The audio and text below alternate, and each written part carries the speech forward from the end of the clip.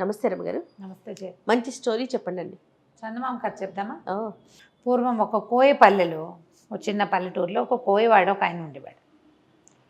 పెళ్ళయింది, 2 పిల్లలు పుట్టాక భార్య చనిపోతే ఆయనకి చుట్టుపక్కల వాళ్ళంతా ఏమంటారు, చంటి పిల్లలు ఉన్నప్పుడు ఆడది లేకుండా ఎట్లా చేస్తావు, నువ్వు వేటకు వెళ్తావు, నువ్వు ఊళ్ళోకి వెళ్తావు, అడవిలోకి వెళ్తే పిల్లల సంరక్షణకు ఆడది ఉండద్దు, ఇంటికైనా ఆడది ఇంటికి ఇల్లాలు ఉండాలని పెళ్ళిళ్ళు చేసేవాళ్ళు. రెండో పెళ్లి చేస్తే అదొక రాకాసి.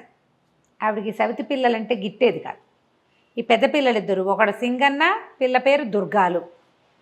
సింగన్న తెలివైన వాడు, కొంచెం తప్పించుకోవటాలు అవి చాతొచ్చిన వాడు. ఆ దుర్గాలు తెగ ఏడ్చేది చిన్నపిల్ల సవితి తల్లి పెట్టే బాధలకి. అన్నిటికీ కసిరి కొట్టేది, వాళ్ళకి పెట్టేది కాదు, సగమే పెట్టేది. ఏదైనా తింటే ఎంతసేపు తింటావనేది, పని చేయించేది, బాగా చిన్నపిల్లతో అన్ని పనులు చేయించేది. దాని చేతులు పుళ్ళు పడిపోయి కాళ్ళకి దెబ్బలు తగిలి ఏడ్చుకుంటూ ఉండేది. పాపం సింగన్నకు బాధగానే ఉండేది. అయితే ఈ చెల్లెని తప్పించగలిగినంతసేపు తప్పించేవాడు, ఇది లేకపోతే లేదు. ఈ సవితి తల్లికి ఏమనిపించిందంటే, వీళ్ళని ఇట్లా ఏడిపించుకు తింటాం ఎందుకు, వీళ్ళని పీడ విరగడి చేసేసుకుందాం అని చెప్పి ఓ తెలిసిన చుట్టాల అబ్బాయిని ఒకరిని పిలిచి, ఒరే వీళ్ళని అడవిలోకి తీసుకెళ్ళాలిరా అని చెప్పి.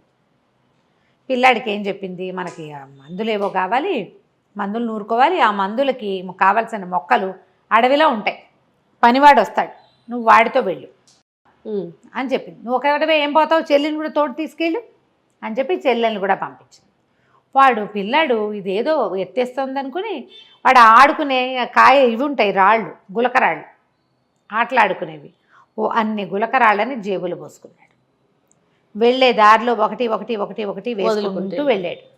ఆ పనివాడు ఏం చేశాడు, అడవిలో ఒక చెట్టు కింద తీసుకెళ్ళి, మీరు ఇక్కడే కూర్చోండి, నేను మళ్ళీ వస్తా, అక్కడెక్కడికో వెళ్ళి ఆ మొక్కలు ఏవో పీక్కొస్తానని ఇంకో దారి గుండా వెళ్ళిపోయాడు. వెళ్ళిన దారినే మళ్ళాడు అనుకో, పిల్లాడికి అర్థం అవుతుంది, కొంచెం పెద్దవాడు కదా, ఓ 10-11 ఏళ్ల వాడు, 11-12 ఉన్నాయి. పిల్లకు ఒక 7 ఏళ్ల పిల్ల, 6-7 ఏళ్ళు ఉంటాయి. ఆ నుంచి ఈ పిల్లాడు ఏం చేశాడు, కొంచెం చీకటి మసలేసరికి ఓహో వీడు వదిలిపెట్టి వెళ్ళిపోయాడని ఈ రాళ్ళు వేసాడు కాదు, ఈ ఒక్కొక్క రాయిని వెతుక్కుంటూ రాత్రికి వెన్నెల్లో కొంచెం మెరుస్తున్నాయి వేసిన రాళ్ళు, తను వేసిన వాటిని వాడు గుర్తుపడతాడు కదా, రోజు ఆడుకునే గులకరాళ్ళు, ఆ దారి వెంబడే నడుచుకుంటూ ఇంటికి వెళ్ళిపోయాడు. చీకటి పడలేక ఇంటికి వచ్చిన పిల్లల్ని చూసి రుసరుసలాడిపోయింది సవితి తల్లి. ఏదో తిట్టింది. ఒక 4 రోజులు గడిపాక మళ్ళీ ఇంకొకరిని కేకేసింది. అయితే ఈసారి ఏం చేసింది, సమయం ఇవ్వాల. పిల్లాడికి ముందు రోజే చెప్పింది అనుకో, వాడు ఏదో ఒక ఏర్పాటు చేసుకుంటాడు వెనక్కి వచ్చేయటానికి. అప్పటికప్పుడు నువ్వు వెళ్ళమని పంపిస్తే వీడేం చేశాడు, వాళ్ళ అమ్మ ఆవిడేం చేసింది, పిల్లడికి రొట్టెలు ఒత్తి, మాడిపోయిన రొట్టెలు అంత బెల్లము ఇచ్చింది. వీడేం చేశాడు, ఆ రొట్టెలు చిన్న చిన్న ముక్కలు చేసి వెళ్ళే దారిలో వేసుకుంటూ వెళ్ళాడు. కానీ అక్కడికి వెళ్ళాక ఆ రెండో పనివాడి పిల్లల్ని అక్కడ వదిలిపెట్టి ఎటో పోయాడు. ఇక రాల. వీడు రొట్టెలు వెతుక్కుంటూ వెనక్కి వద్దాం అనుకున్నాడు. కానీ అడవిలో ఈ రోడ్ల మీద పురుగులు, చీమలు అవి ఇవి ఉండవు, తినేసినాయి. రొట్టెలు కాస్త ముక్కలన్నీ పిండి అయిపోయి ఎవరిది వేడి దారిని పట్టిన అవి పోయినాయి. దారి కనపడలా.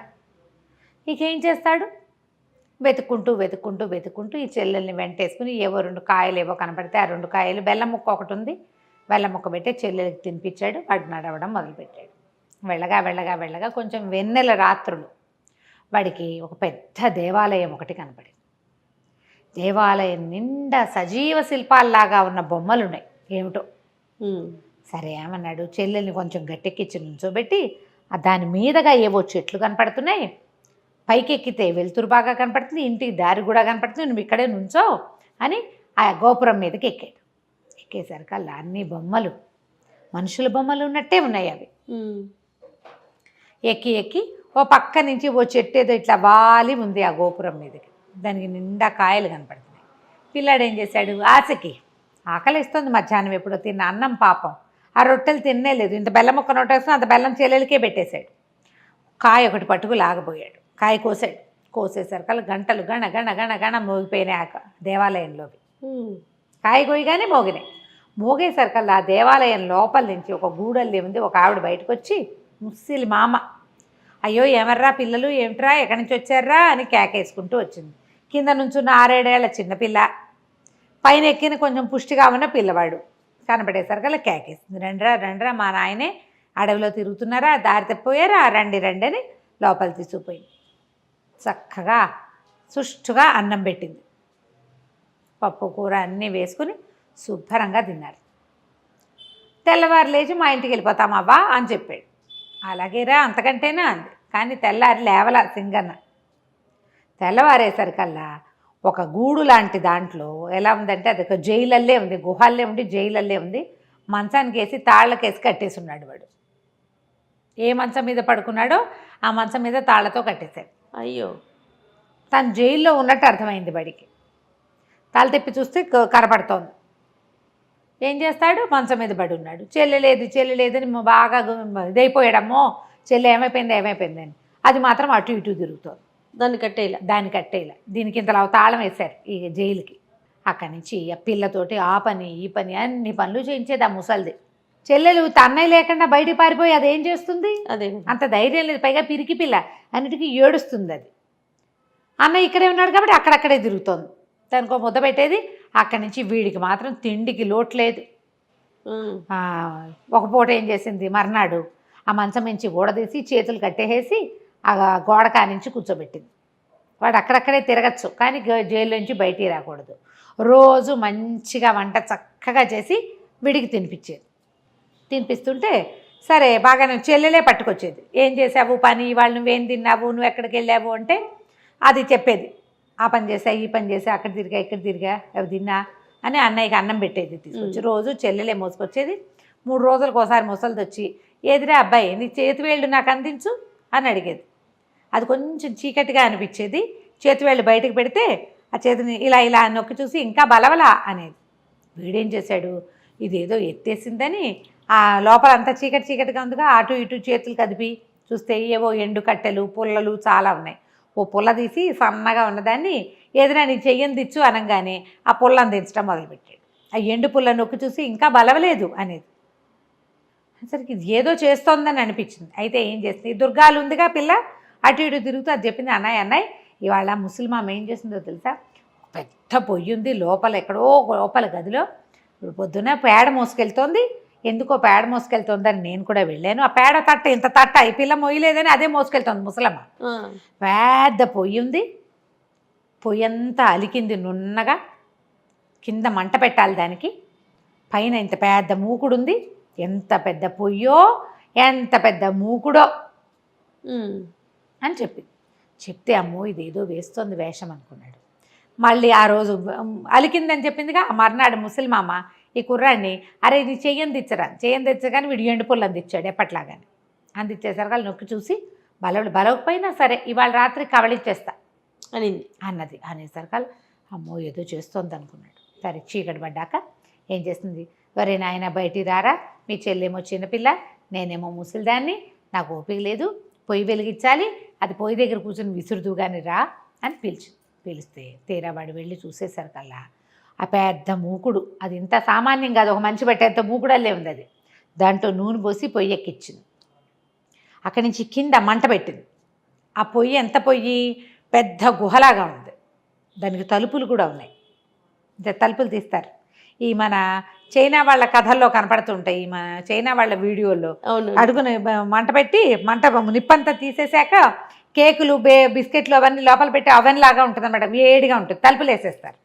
అట్లా తలుపులు ఉన్నాయి దానికి. దీన్ని విసురుదు అనేసరికల్లా వీడన్నాడు, ఆ విసరటం మాకేం తెలుసు, మేము కోయవాళ్ళం కదా, అసలు పొయ్యే తెలియదు మాకు, ఇదేమిటో విచిత్రంగా ఉంది, పొయ్యి విసురు అని నువ్వే అంటున్నావు, విసరటం ఎలాగో కూర్చుని చూపించు నాకు తెలియదు అన్నాడు. చేత్తో విసరాలి రా. సరే ఎక్కడ విసరాలి, చెయ్యాలి కదా, అదేదో నువ్వు చేసి చూపించు నేను చూస్తానన్నాడు. అనగానే ముసలిది ఏం చేస్తుంది, ఓరిని 12 ఏళ్ల కుంకవి నీకు అది కూడా రాదుట్రా అని చక్కగా ఆ పెద్ద పొయ్యి ఎదురుగుండా చిన్న పీట ఉంటే పీట మీద పొందిగ్గా ఇట్లా గొంతు కూర్చుని విసిని కనిపెట్టి ఇట్ట విసురుతూ ఇట్టాగే రాను. ఈ పిల్లాడు ఏం చేశాడు, పక్కన నుంచి చూస్తున్నాడు కదా, ఈ ముసలమ్మ నా పీట మీద నుంచి ఒక్క తోపు తోసాడు ఆ పొయ్యిలో పడేటట్టుగా. అది ఎంతుంది, గంగాళం అంతా నోరు తెరుచుకుని ఉంది ఆ పొయ్యి. ఈ ముసలిదేళ్ళ పొయ్యిలో పడంగానే వీడు దాన్ని ఒక కర్రపేడు పెట్టి లోపలికి తోసేసి తలుపులు వేసేసాడు. లోపలికి వెళ్ళిపోగానే గంటలు గణ గణ గణ గణ గణ గణ మోగటం మొదలుపెట్టినాయి. అంతకుముందు గంటలు ఎప్పుడు మోగినాయి, వీడు మామిడికాయ పండుగ వస్తున్నప్పుడు. అక్కడి నుంచి ఆ గోపురం మీద ఉన్న విగ్రహాలన్నీ మనుషులైపోయినాయి. అందరూ మనుషులే. అందరూ బిలబిల్లాడుతూ పరిగెత్తుకొచ్చారు.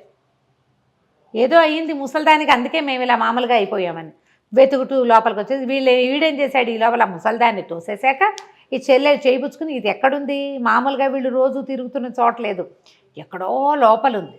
వీడు గుళ్ళోకి రావటమే వాడికి తెలుసు. ఆ గోపురం లోపలికి అదో గుహలా ఉంది, అది పరిగెత్తుకుంటూ బయటకు వచ్చాడు. వీడు బయటకు వచ్చేసరికి గోపురం మించి మనుషులంతా దిగేశారు కిందకి. భలే భలే భలే పని చేసావు, ఏం చేసావు ముసల్దాన్ని అని అడిగారు. ఏం చేసావంటే నేను పొయ్యిలో దోసేసానంటే పద పొయ్యి ఎట్లా ఉందో చూద్దామన్నారు. అక్కడ ఏమైందో, పొయ్యిలో ఏమైందో చూడాలిగా.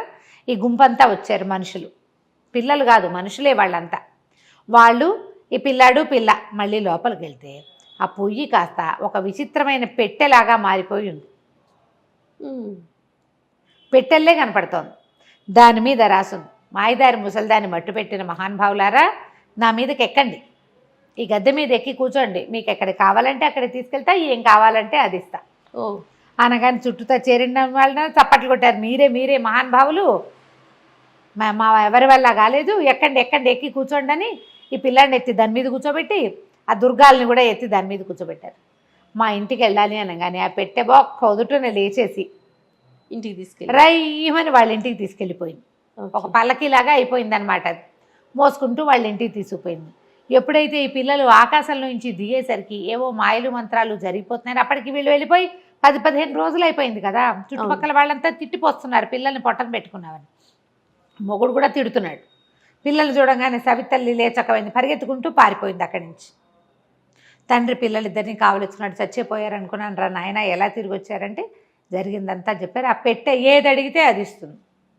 వాళ్ళకి ఏముంటాయి సింపుల్ కోరికలు, ఏదో మాంసం కూర అన్నం అవే కావాలి. పల్లెటూరి వాళ్ళు కదా, వాళ్ళకి కావాల్సింది కోరుకుని ఆ ఊరికి కావాల్సినవి చేసుకుంటూ పిల్లలిద్దరూ తండ్రితోటి హాయిగా ఉన్నారు. కథ కంచికి మనం ఇంటికి. చాలా బాగుందండి. నమస్తే. చిన్న కథ కదా. నమస్తే.